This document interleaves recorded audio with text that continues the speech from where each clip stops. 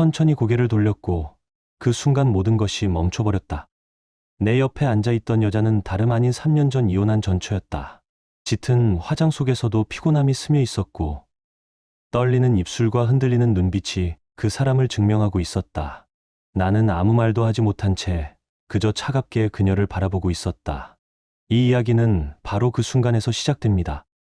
한 남자가 이혼 후 3년 동안 묻어두었던 과거와 예상치 못한 자리에서 정면으로 마주하게 되면서 모든 감정의 뚜껑이 다시 열리는 순간 말이죠.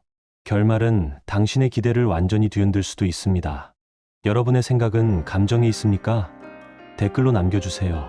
구독과 좋아요도 잊지 마세요. 방탐정의 더블 파일과 함께 더 크고 흥미로운 이야기를 속으로 떠나보세요.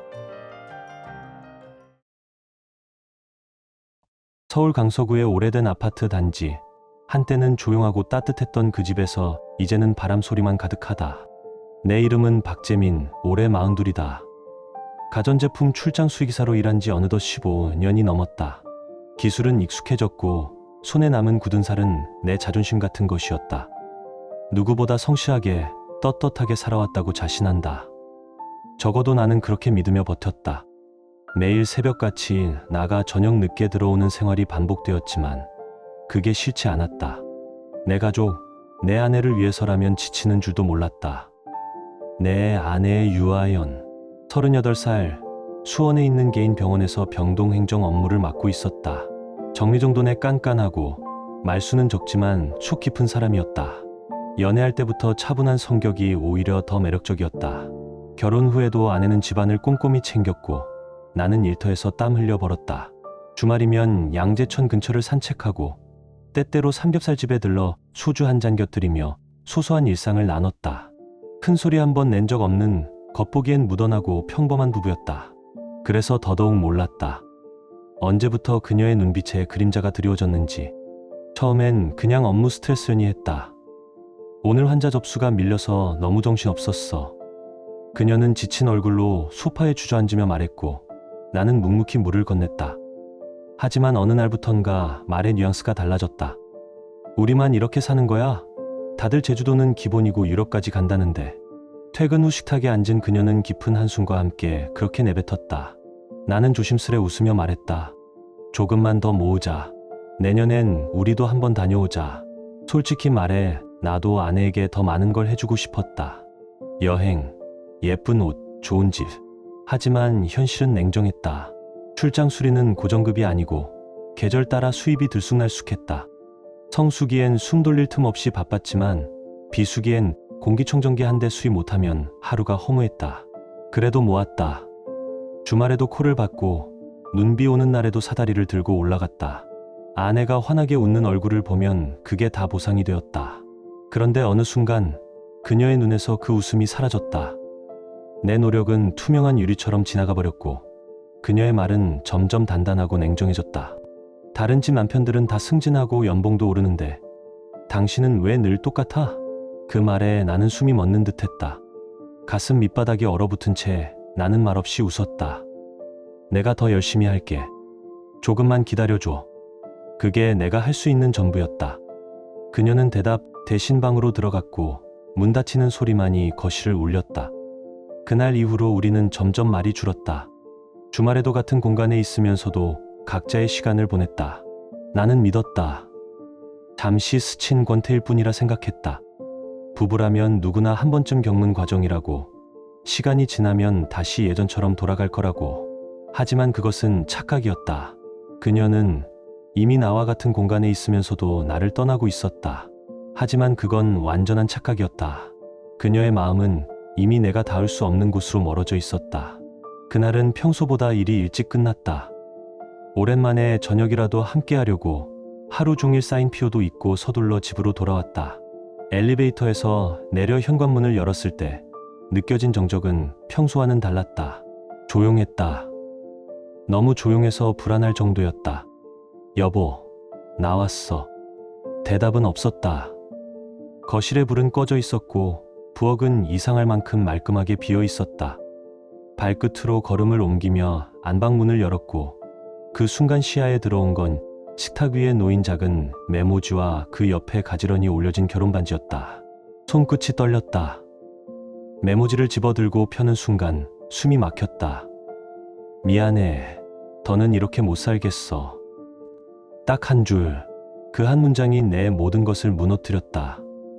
한순간 가슴이 내려앉고 머릿속은 하얘졌다. 미친 듯이 방 안을 뒤졌다. 옷장은 반쯤 비어 있었고 화장대 위 화장품도 감쪽같이 사라졌다. 늘 메고 다니던 가죽 크로스백도 자취를 감추었다. 휴대폰을 꺼내 전화를 걸었지만 전원은 꺼져 있었다. 문자를 보냈다. 어디 있어? 무슨 일이야? 제발 연락 좀 줘.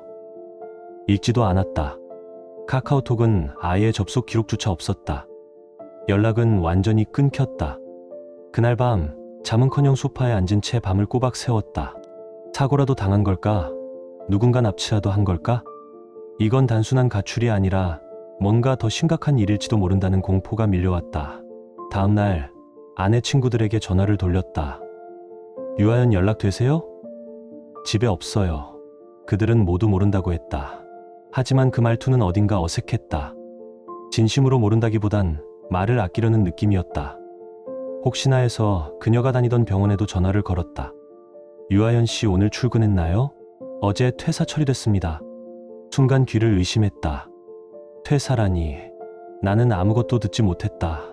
아니, 그녀는 나에게 아무 말도 남기지 않았다. 그제야 명확해졌다. 이건 우발적인 감정 폭발이 아니었다. 모든 건 치밀하게 계획된 이별이었다. 잠시 경찰서에 갈까도 생각했다. 실종 신고를 해볼까 싶었다. 하지만 성인이 스스로 떠난 걸 경찰이 찾을 리 없다는 현실에 그 길도 포기하고 돌아섰다. 며칠 후 집으로 도착한 등기우편. 발신인은 법무법인이었다. 불길한 예감은 틀리지 않았다. 봉투 안엔 협의이혼 신청서가 들어있었고 상대방 서명란에는 이미 도장이 찍혀 있었다. 내 사인 하나면 이 결혼은 법적으로 끝이 나는 것이다. 손에 쥔 서류가 아니라 칼날처럼 느껴졌다. 결혼식 날 마주보며 웃던 그녀의 얼굴, 함께 늙자던 약속, 무슨 일이 있어도 손을 놓지 말자던 그 말들이 한순간에 휴지 조각처럼 허공에 흩어졌다. 나는 아무 말 없이 서류를 책상 위에 내려놓고 멍하니 앉아 있었다. 눈물도 나오지 않았다. 화가 나야 할지 슬퍼야 할지 그조차 분간되지 않았다. 그날 저녁 통장 잔고를 확인했다. 생활비만 간신히 남아 있었고 그 외의 돈은 전부 인출된 상태였다. 결혼 후 10년 동안 악착같이 모아온 수천만 원이 흔적도 없이 사라졌다. 숨이 턱 막혔다. 이게 뭐야? 이게 도대체 뭐냐고. 그 말이 절로 튀어나왔지만 대답은 없었다. 빈집만이 메아리처럼 그 말을 되돌려줄 뿐이었다. 그날 밤 처음으로 혼자 술을 마셨다. 편의점에서 소주 한 병을 사와 말없이 컵에 따랐다. 씁쓸하고 독했다.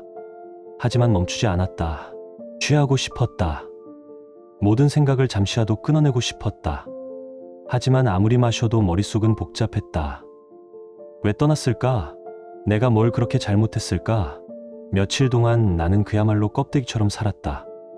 눈을 떠도 현실 같지 않았고 일상은 흐릿했다.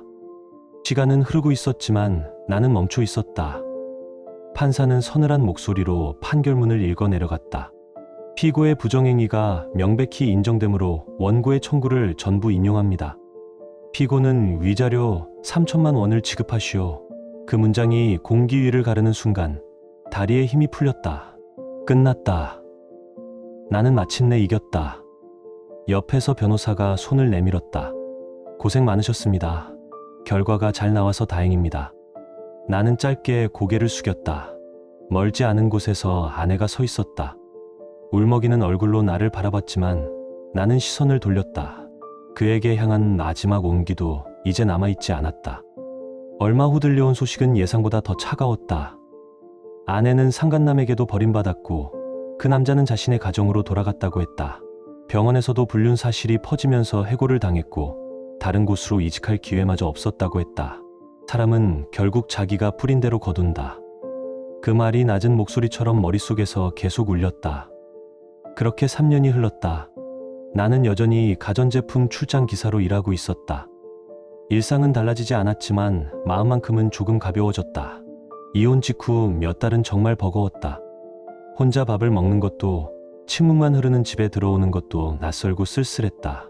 하지만 시간이 지나면서 나는 어딘가에 걸렸던 돌덩이를 조금씩 내려놓기 시작했다.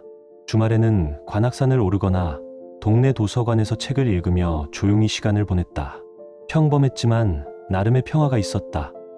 그런 어느 날 후배들이 퇴근길에 나를 불러 세웠다. 팀장님, 이번 달 실적 정말 좋았습니다. 한잔하시죠. 술은 좋아하지 않았고 이혼 이후에는 더 멀리했다. 마시면 괜히 지난날이 떠올라 기분만 가라앉았기 때문이다. 나는 먼저 들어갈게. 에이, 오늘은 한 번만요. 거래처에서도 온다는데 팀장님 빠지면 분위기 깨져요. 죽어도 피할 수 없는 회사 문화라는 걸 누구보다 잘 알고 있었다. 굳이 거절하면 다음 날이 괜히 불편해진다. 알았다. 한 잔만 하고 갈게. 결국 그들과 함께 나섰다.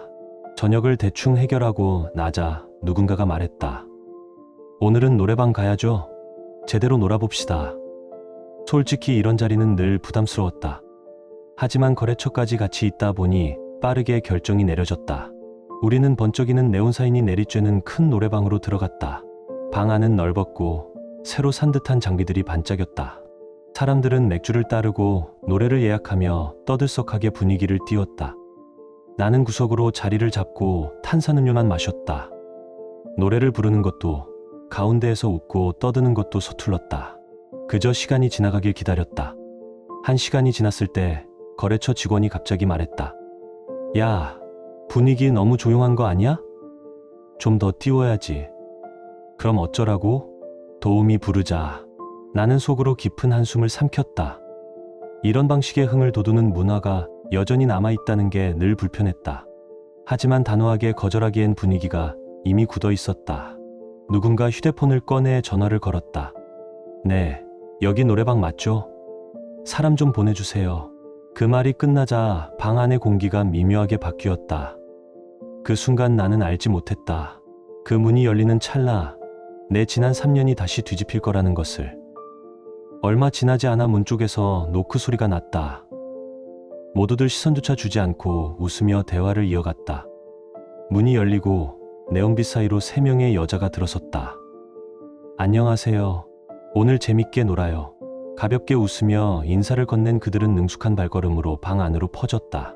주변 사람들은 박수를 치며 환호했고 장난 섞인 농담들이 여기저기서 터졌다. 나는 고개를 숙이고 이어폰을 귀에 꽂았다. 음악 소리만 작게 들렸다. 진심으로 빨리 시간이 흘러가길 바랐다. 그때였다. 누군가 내 옆에 살며시 앉는 기척이 느껴졌다. 안녕하세요. 낯선 여자의 목소리. 나는 자동적으로 고개만 끄덕였다. 그런데 그 순간 등줄기로 차가운 감각이 흘러내렸다. 어디서 들어봤던 목소리였다. 너무 익숙하고 동시에 너무 오래된. 심장이 쿵 내려앉았다. 천천히, 정말 천천히 고개를 돌렸다. 그리고 눈이 마주쳤다. 멈췄다. 모든 것이 그녀였다. 내 전처, 유아연. 세상에 이런 일이 있을 수 있을까? 3년이라는 시간이 지나 그토록 뒤도 안 돌아보던 여자를 이런 방식으로, 이런 장소에서 다시 마주하다니 현실이 맞는지 의심스러웠다. 그녀도 나를 알아봤다. 얼굴이 하얗게 질렸고 입술은 미세하게 떨렸다. 눈동자는 흔들렸고 나를 보며 숨을 삼키는 듯했다. 재민 씨? 입을 열었지만 말이 끝나지 않았다. 나는 아무 말도 하지 않았다. 아니, 말은 머릿속에 수십 가지가 떠올랐지만 어느 것 하나 입 밖으로 나오지 않았다. 가만히 그저 바라만 봤다. 눈앞의 여자는 더 이상 내가 알던 아내가 아니었다. 짙은 화장 속의 피곤한 눈빛. 볼살은 빠졌고 눈가엔 주름이 깊게 펜 채로 파운데이션 위에 갈라지고 있었다.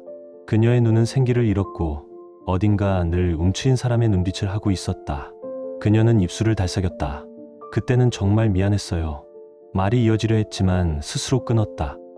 무슨 말로 시작해야 할지 자신도 몰랐을 것이다. 나는 여전히 말이 없었다.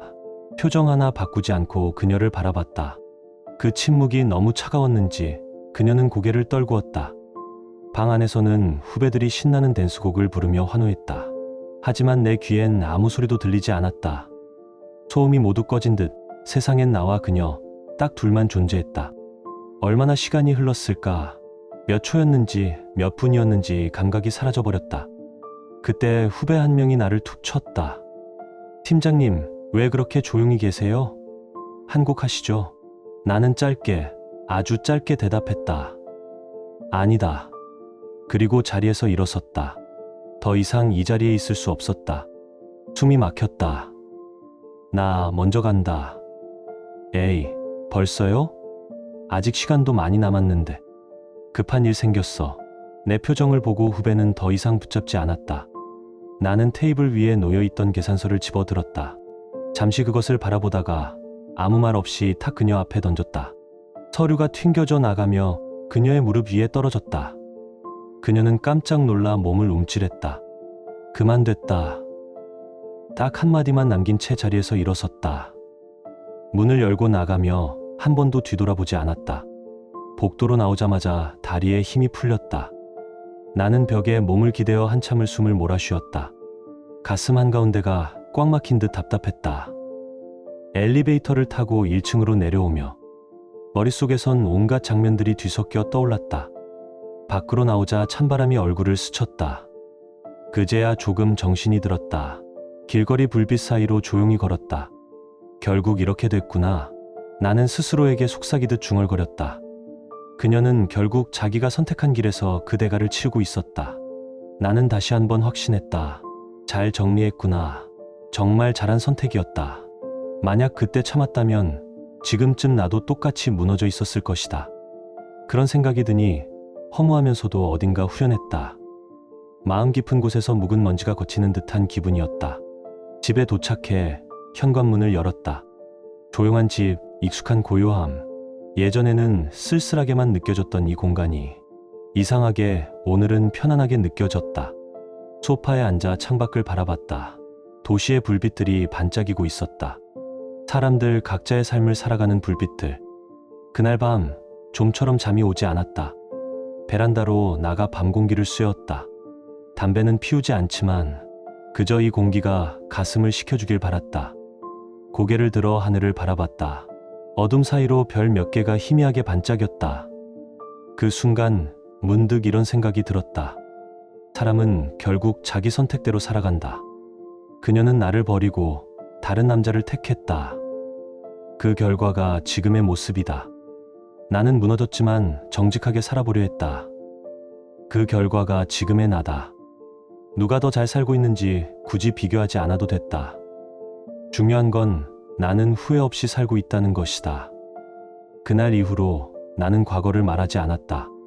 동료들에게도 친구들에게도 꺼내지 않았다. 그저 마음 한구석에 조용히 묻어두었다. 가끔 떠오를 때가 있지만 더는 붙잡지 않는다. 그냥 흘려보낸다. 과거는 과거일 뿐이니까 나는 앞으로 나아간다. 천천히, 하지만 확실하게.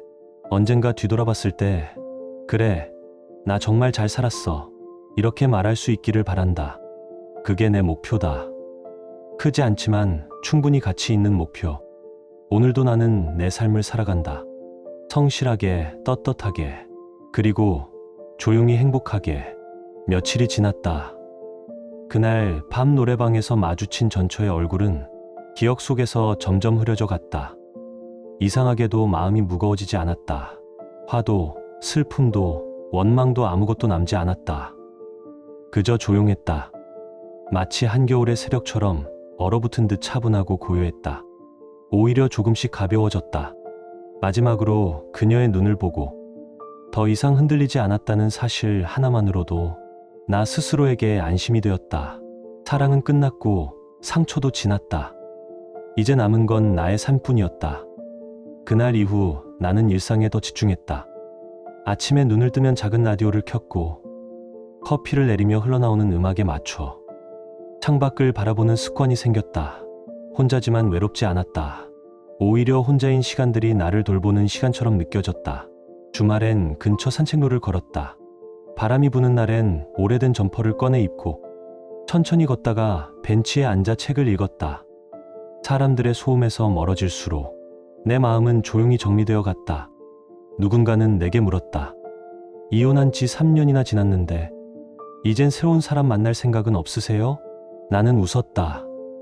그리고 조용히 대답했다. 지금은 나 혼자도 괜찮아요. 아직 나를 돌보는 중이라서요. 그게 거짓말이 아니라는 걸 나는 누구보다 잘 알고 있었다. 나는 지금 나를 회복하고 있었다. 혼자라는 시간 속에서 조용히 나를 다시 세우고 있었다. 퇴근길이었다. 그날따라 발길이 이상한 방향으로 향했다. 평소엔 지하철역 근처 편의점에서 간단히 물건을 사고 곧장 집으로 향했는데 그날은 낯선 골목길을 따라 걷게 됐다. 그렇게 걷다 보니 작은 꽃집 하나가 눈에 들어왔다. 유리창 너머로 은은한 조명이 비추고 있었고 가게 안에서는 한 여자가 조용히 꽃을 정리하고 있었다. 뭔가 따뜻한 느낌이 들었다. 나도 모르게 문을 열고 들어갔다. 어서 오세요. 여자의 목소리는 맑고 부드러웠다. 나는 가볍게 고개를 숙이며 말했다. 지나가다가 향기가 좋아서요. 그녀는 웃었다. 그 말 오늘만 2번째 들었네요. 우리는 가볍게 웃었고 가게 안의 공기가 조금 더 따뜻해졌다. 한참을 둘러보다가 작은 선인장 하나를 샀다. 화분 위에 적힌 문구가 눈에 들어왔다. 강한 뿌리엔 물이 적어도 꽃이 핀다. 괜히 마음이 움직였다. 그게 지금의 내 모습 같았다. 많이 말라 있었지만 어딘가엔 다시 피고 싶은 마음이 남아있는 듯했다. 이 친구는 오래 버티는 애예요. 그녀의 말에 나도 모르게 말했다. 저도 잘 버텼어요. 그녀는 잠시 나를 바라보더니 고개를 끄덕였다. 그런 사람 좋아요. 쉽게 무너지지 않는 사람. 그날 밤 창가에 선인장을 놓고 오래도록 바라보았다. 내 삶에도 언젠가 작은 꽃 하나쯤은 다시 피어날 수 있을까? 그런 생각이 처음으로 들었다. 며칠 후 작은 선인장은 여전히 창가에 조용히 있었다. 햇살을 등지고 조금씩 몸을 틀고 있었고 나는 출근 전마다 물을 한 모금 주는 습관이 생겼다. 예전에는 이런 사소한 일에 마음을 쏟는 내가 상상도 안 됐지만 이젠 그런 것들이 내 하루를 지탱해주는 것처럼 느껴졌다. 어느 날 아침 커피를 내리다 문득 생각이 났다. 그 꽃집 다시 가보고 싶었다. 별다른 이유는 없었다. 그저 그날의 공기와 그 여자의 조용한 말투가 떠올랐을 뿐이다. 출근길을 일부러 돌아갔다. 꽃집은 여전히 조용했다. 문을 열자 종소리가 가볍게 울렸고 그녀는 화분 사이에서 고개를 들었다. 또 오셨네요. 나는 조금 어색하게 웃었다. 그 선인장이 잘 있어서요. 그녀도 웃었다. 그 애 아무 말 없이 버티는 아이예요. 그런데 잘 버티는 애들이 결국 가장 오래 가요. 그 말이 마음에 박혔다. 내가 버틴 것도 누구에게는 그런 의미였을까? 아무 말 없이 조용히 견디는 시간들이 누군가에게는 잘 살고 있는 것처럼 보였을까? 그날은 오래 머무르지 않았다. 작은 국화 한 송이를 사서 나왔다. 별 이유는 없었다. 그냥 누군가에게 기억되지 않는 하루에도 조금은 향기가 남았으면 좋겠다고 생각했을 뿐이다. 그 국화는 책상 옆 머그잔에 꽂혔다. 선인장 옆에서 조용히 있었다. 나는 그 둘을 번갈아 바라보며 생각했다. 지금 이 평온함이 결코 작지 않다는 걸. 행복이란 건 어쩌면 이런 하루들 속에서 조금씩 스며드는 건지도 모른다. 지금 당신의 마음은 어떤가요? 이야기를 읽으며 떠오른 감정이나 생각이 있다면 댓글로 나눠주세요. 당신의 진심 어린 한마디가 누군가에겐 큰 위로가 될 수 있습니다. 이 짧은 이야기 속에 작은 온기나 잊고 지낸 감정 하나라도 담겨 있었다면 그것만으로 이 이야기는 충분히 의미 있는 시간이었을 거예요. 좋아요와 구독 그리고 공유는 이런 따뜻한 이야기가 더 많은 사람의 하루에 조용히 스며들 수 있는 힘이 됩니다. 함께 해주셔서 고맙습니다. 당신의 하루에도 조용한 평안과 따뜻한 사람이 함께하길 진심으로 바랍니다.